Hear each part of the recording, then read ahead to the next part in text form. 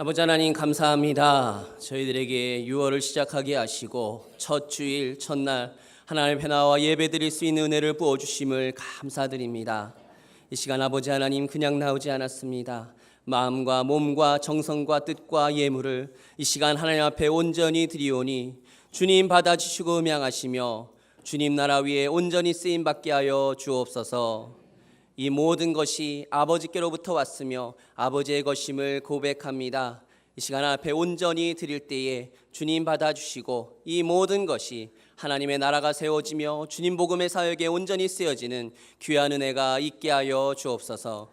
화평의 모든 권속들의 삶 주님께서 책임져 주시고 살피시며 동행하시고 인도하여 주셔서 시작하는 한 주도 하나님의 은혜 가운데 살며 승리하며 기쁨으로 살아갈 수 있는 저희 모두가 될 수 있도록 인도하여 주시옵소서. 모든 것을 주님 앞에 의지하옵고 예수 그리스도의 이름으로 기도드립니다. 아멘. 할렐루야. 담임 목사님께서 하늘뜻 섬김교회 부흥회를 인도하고 계십니다. 그곳에 강력한 성령님의 임재가 있을 줄 믿습니다. 더불어 그 기운이 우리 가운데도 이 시간 예배 가운데 임하셔서 하나님의 크고 놀라운 은혜와 기쁨을 경험하는 시간 되기를 소망합니다. 사랑하는 화평의 성도 여러분, 오늘은 6월의 첫 주일입니다. 6월의 시작을 예배로 시작하여 예배로 6월을 마무리하는 여러분들 되시길 바랍니다.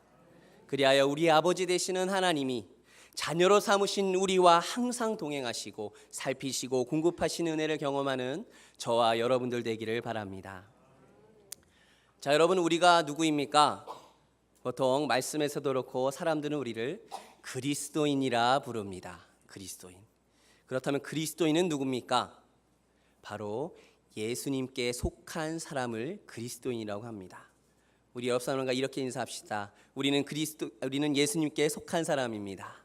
우리는 예수님께 속한 사람입니다. 우리가 하나님의 자녀가 될 수 있었던 것은 바로 우리를 구원하여 주신 예수 그리스도를 믿는 믿음이 우리에게 있기 때문입니다. 그 믿음을 통하여 우리가 의롭다 여김을 받게 된 것입니다. 그런 우리, 믿음으로 구원받은 우리, 하나님의 자녀가 된 우리가 누리는 축복이 있습니다. 하나님께서 주시는 은혜와 축복이 있다는 것이죠. 첫 번째로 하나님과의 화평을 누리는 것입니다. 1절 말씀에 그러므로 우리가 믿음으로 의롭다 하심을 얻었으니 우리 주 예수 그리스도로 말미암아 하나님과 화평을 누리자 하고 말씀합니다. 죄로 인해 단절되었던 하나님과 우리와의 관계가 예수 그리스도를 통해 다시 회복된 것입니다. 그래서 하나님이 우리의 아버지가 되시고 우리는 그분의 자녀가 될 수 있었던 것입니다. 우리 교회 이름이 무엇입니까? 화평교회지요. 하나님께서 우리와 화평케 하시며 또한 화목해 주신 것입니다. 그래서 우리 삶에 늘 함께 하시며 동행하시며 인도하시는 은혜가 있는 줄 압니다.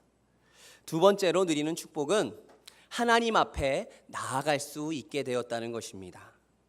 하나님 앞에 나아갈 수 있다는 것이 무엇입니까?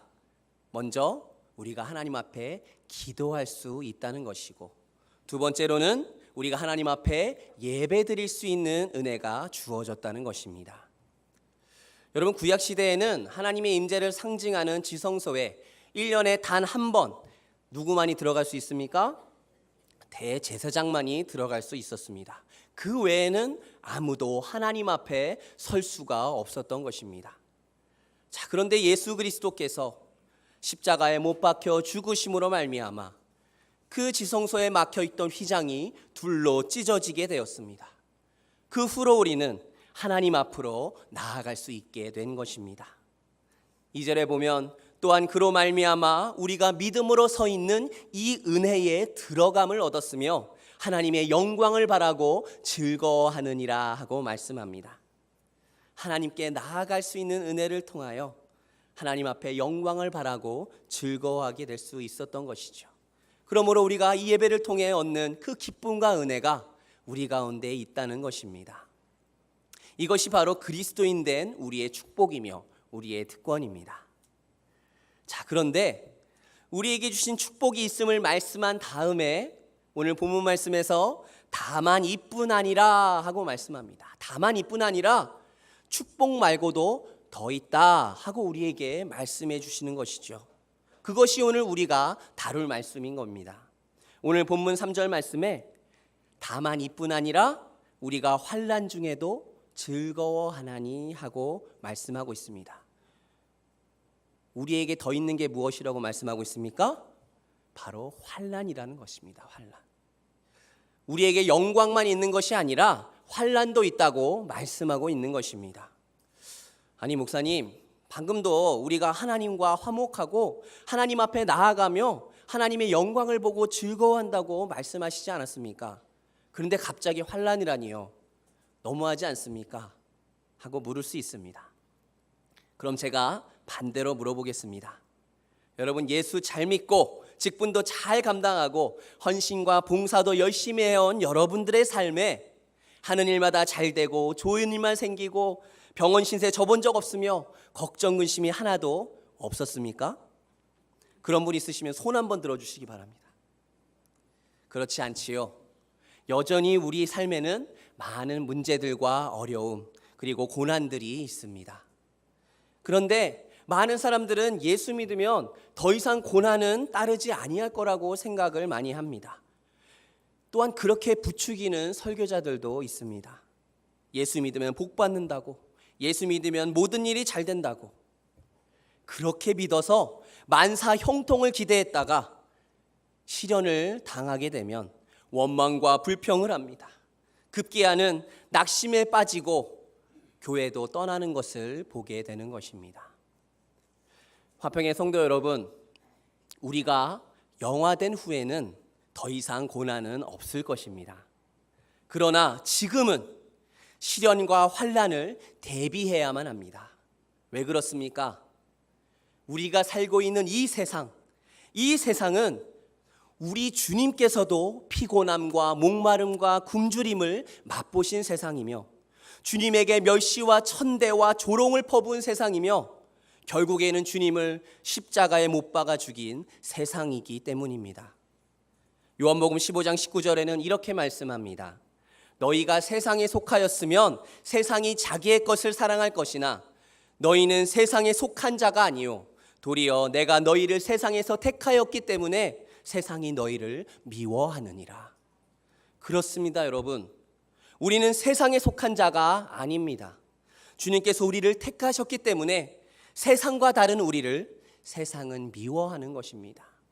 이 말은 곧 우리에게는 환난이 있다는 말입니다. 또한 여러분, 우리 몸에는 많은 죄의 요소가 많이 남아 있습니다. 마치 금강에서 켜낸 그 금강석을 순금으로 만들어 재련할 수 있듯이 하나님의 영광에 들어가기까지에는 많은 연단의 과정이 필요한 것입니다. 무엇을 통해서요? 바로 시련과 시험 같은 환난을 통해서입니다. 그래서 베드로 사도는 실제로 그와 같은 표현을 사용했습니다. 베드로전서 1장 7절 말씀에서 너희 믿음의 시련이 불로 연단하여도 없어질 금보다 더 귀하여 예수 그리스도께서 나타나실 때에 칭찬과 영광과 존귀를 얻게 하려 함이라 하고 말씀하고 있습니다. 야고보 사도도 붓을 들자마자 내 형제들아 너희가 여러 가지 시험을 만나거든 온전히 기쁘게 여기라. 이는 너희 믿음의 시련이 인내를 만들어내는 줄을 알미라 하고 야고보서 1장은 말씀하고 있습니다. 자, 그래서 오늘 본문에서도 우리가 환난 중에도 즐거워하나니 하고 말씀하는 것입니다. 환난을 당하거든 참고 인내하라고만 말씀하고 있지 않습니다.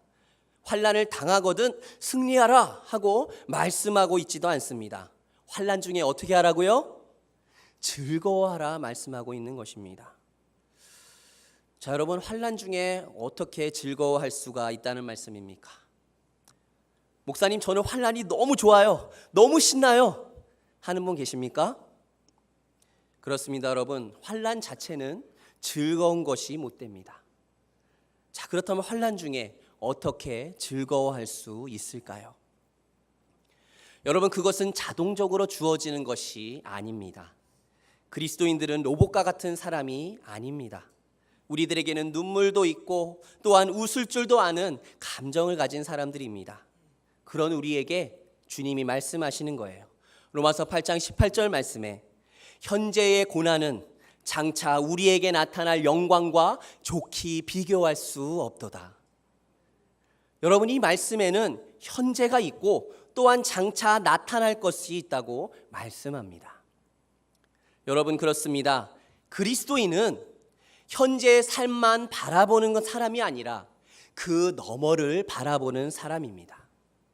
땅만을 바라보고 사는 사람이 아니라 하늘을 바라보고 사는 사람이라는 것입니다. 또한 그리스도인이란 하나님의 약속의 말씀들을 생각하는 사람들입니다. 그래서 사도는 환난을 말할 때에 현재의 고난은 장차 우리에게 나타날 영광과 좋게 비교할 수 없도다 하고 이 고난을 영광과 함께 다루고 있는 것이죠. 오늘 본문 2절에서도 하나님의 영광을 바라고 즐거워하느니라 하고 말하면서 바로 3절이 지나 환난 중에도 즐거워하나니 하고 말씀하는 것입니다. 화평의 성도 여러분, 환난은 즐겁지 않습니다. 힘들고 괴롭고 어려운 것입니다. 세상 사람들은 환난이 오면 그 환난 자체에만 집중합니다. 그래서 쉽게 좌절하고 낭망을 하지요. 물론 그 중에서는 긍정적인 마음을 가지고 이겨내는 사람도 있습니다. 하지만 여러분, 환난이 지속된다면 어떨까요? 환난이 계속된다면 어떨까요? 무너지고 마는 것입니다. 그래서 여러분, 자살도 살인도 그래서 일어나는 것 아닐까요? 그 너머에 있는 것을 보지 못하기 때문에 무너지게 되는 것입니다. 우리들은 어떻습니까? 환난은 사탄이 주는 것이니 그냥 싫고 괴로운 것으로 생각하고 피하기에만 급급하시겠습니까?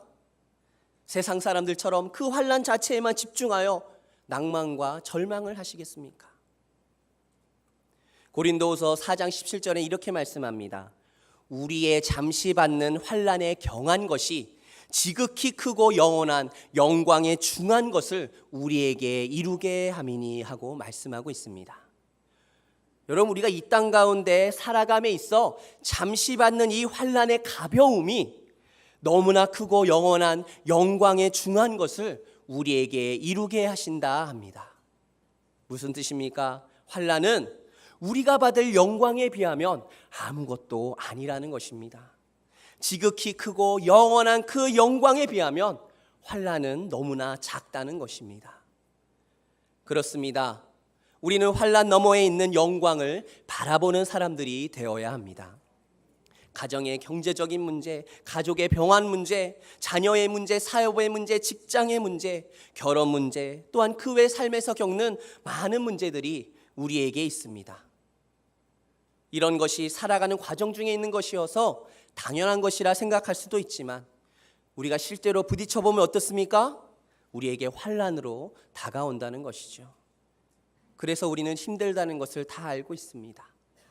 하지만 세상에서 주는 환난의 삶이 우리의 삶의 전부가 아닙니다. 우리는 그리스도인이요, 세상과 구별된 사람이요, 세상에서의 삶이 끝이 아닌 사람들이라는 것을 기억하시기 바랍니다. 우리는 세상의 소망이 아닌 하늘 소망을 바라보는 사람이 되어야 합니다.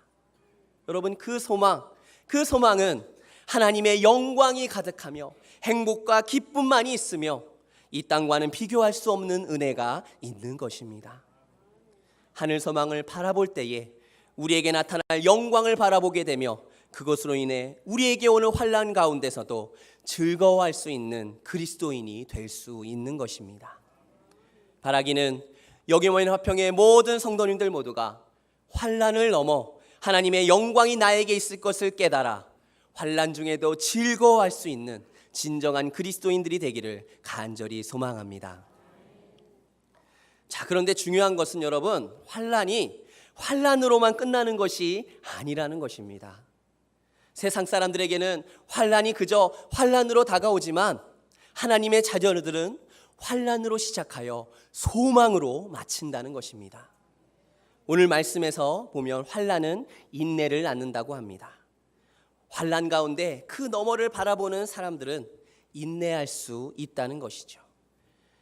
여러분, 세상에서도 인내심이 없는 사람은 환영받지 못하며 어디에서도 잘 써주지 않습니다. 왜요? 무슨 일을 하다가도 조금만 어려움이 생기면 금방 좌절하고 그만두고 마는 것입니다.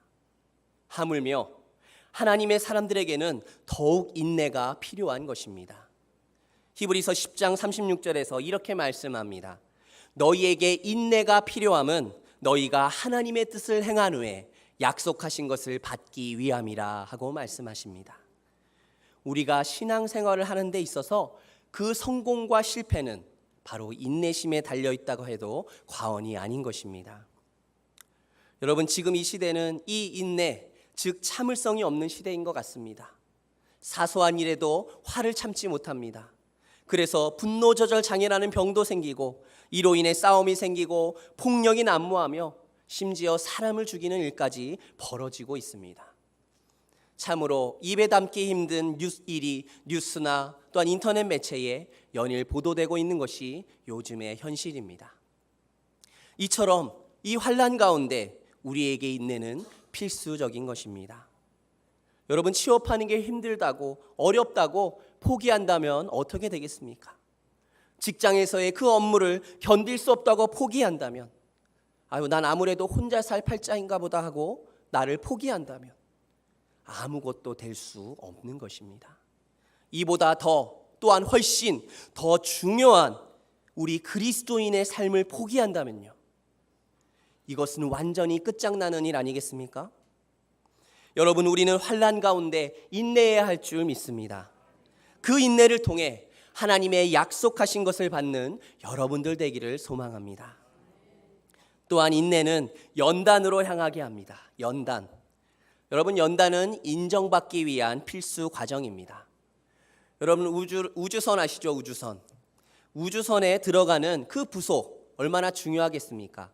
그 부속 같은 중요한 부품을 만들려면 재료의 강도를 시험해보고 이 부품이 우주 공간에서도 잘 견딜 수 있는지 인정을 받아야만 하는 것입니다. 그래서 야고보서 1장 12절에서 시험을 참는 자는 복이 있나니 이것에 옳다 인정함을 받는 후에 주께서 자기를 사랑하시는 자들에게 약속하신 생명의 면류관을 얻을 것이니라 하고 말씀하는 것입니다. 여러분, 인내를 통해 나 자신을 연단받아 약속하신 생명의 면류관을 얻기를 바랍니다. 마지막으로 연단은 소망을 이루는 줄 알미라 합니다. 여러분, 어떤 사람이 그 사람이 그리스도인인가 그리스도인이 아닌가 하는 것은 시련을 통과해 보아야만 합니다. 그 속에 하나님의 영이 없는 사람은 시련을 만나게 되면 하나님으로부터 점점 멀리 떠나게 되는 것입니다. 그러나 그리스도인들은 당하면 당할수록 점점 소망을 굳게 붙잡고 하나님께 다가갑니다. 환난아, 너는 성도들로 하여금 소망을 포기하게 할 줄로 생각하고 있지만 환난이 닥치면 닥칠수록 성도들은 소망을 더욱더 굳게 붙잡고 있다 하고 말씀하는 것과 같은 것입니다. 여러분, 하나님은 감당하지 못할 시험당함을 허락지 아니하시고 시험당할 즈음에 또한 피할 길을 내사 너희로 능히 감당케 하신다라는 말씀을 신뢰하시기 바랍니다. 여러분, 여기서 피할 길이란 그 자리를 도망가게 하거나 숨는다는 것을 의미하지 않습니다. 여기서 피할 길은 군대 용어로 포위망을 뚫고 나온다라는 뜻입니다. 즉, 하나님은 도망칠 수 있게 도와주시는 분이 아니라 강하게 해서 뚫고 나갈 수 있게 해주시는 분이시라는 것입니다. 여러분, 이것이 바로 하나님이 주시는 소망입니다. 그 소망을 이루는 줄 안다고 오늘 말씀하고 있는 것이에요. 여기서 이룬다는 뜻은 무엇인가를 완성시키기 위하여 한 과정 한 과정을 거치고 있는 중이라는 것입니다. 여러분은 하나님이 만들어 가시는 작품임을 잊지 마십시오. 하나님께서 여러분 한 사람 한 사람을 영화롭게 하시며 영광에 참여하기 위해서 지금 그 작업을 하고 계시는 중이시라는 것입니다. 그러므로 여러분, 우리는 환난 중에도 즐거워할 수가 있는 것입니다. 환난은 인내를, 인내는 연단을, 연단은 소망을 이루는 줄을 알기 때문입니다. 환난 자체를 즐거워하는 것이 아니라 환난을 넘어 하나님의 영광을 바라보기 때문에 우리는 참을 수 있는 것입니다. 여러분, 그래도 이 과정을 마다하시겠습니까? 환난 가운데 도망가시겠습니까? 환난에서 소망으로 이어지는 이 하나님의 약속의 말씀을 붙잡고 세상 사람들과 마찬가지로 환난 자체에 집중하고 살아가는 것이 아니라 그 너머에 있는 소망을 바라보고 사는 우리가 되기를 바랍니다. 자, 여러분, 그 소망 우리 가운데 이룬 줄 안다고 했는데 사람들은 어떻게 생각합니까? 그 소망 뭐야? 별것도 아니네.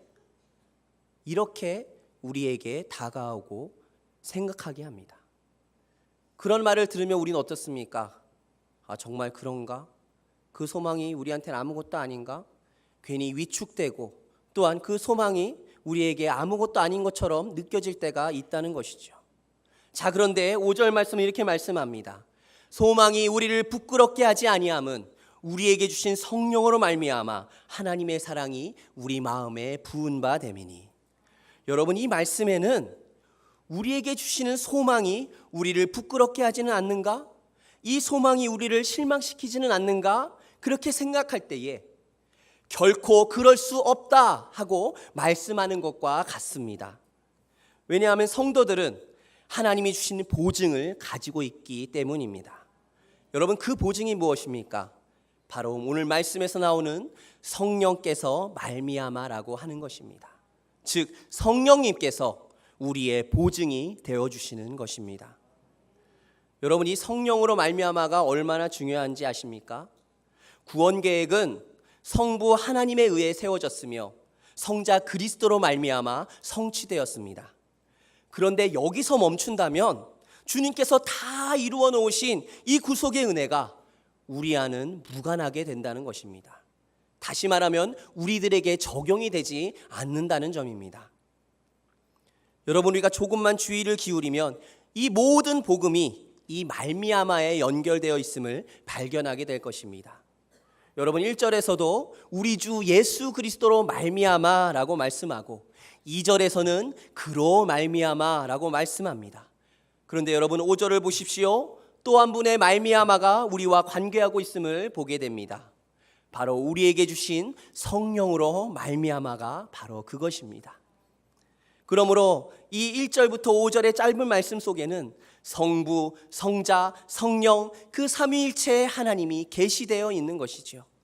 또한 1절의 믿음, 4절의 소망, 5절의 사랑 등 그 신앙의 3대 요소가 들어있고 1절의 화평, 2절의 은혜, 3절의 즐거움 등 주님이 우리에게 주시는 풍성한 축복이 담겨 있으며 3절의 환난과 인내, 4절의 연단 등 성도들의 단련에 관한 요점들이 있는 것입니다.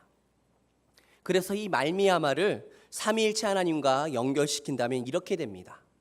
우리에게 있는 소망은 성부 하나님으로 말미암아 계획되었으며 예수 그리스도로 말미암아 성취되고 성령으로 말미암아 우리에게 적용이 된다는 말씀이 됩니다.